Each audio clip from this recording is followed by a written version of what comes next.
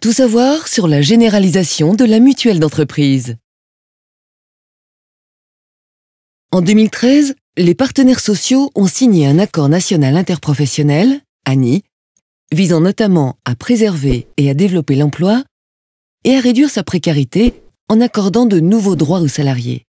Cet accord précède la loi sur la sécurisation de l'emploi qui impose désormais à tous les employeurs de proposer à leurs salariés une mutuelle d'entreprise au plus tard le 1er janvier 2016.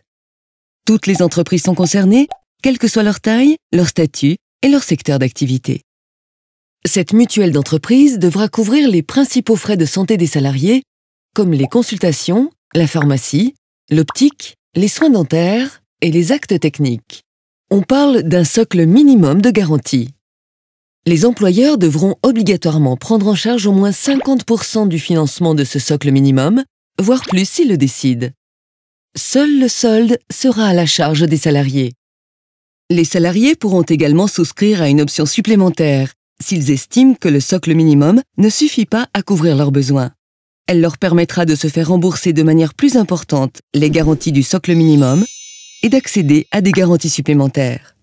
Cette option sera entièrement à leur charge. Pour pouvoir mettre en place la mutuelle d'entreprise, les employeurs pourront s'appuyer sur les recommandations de leur branche professionnelle.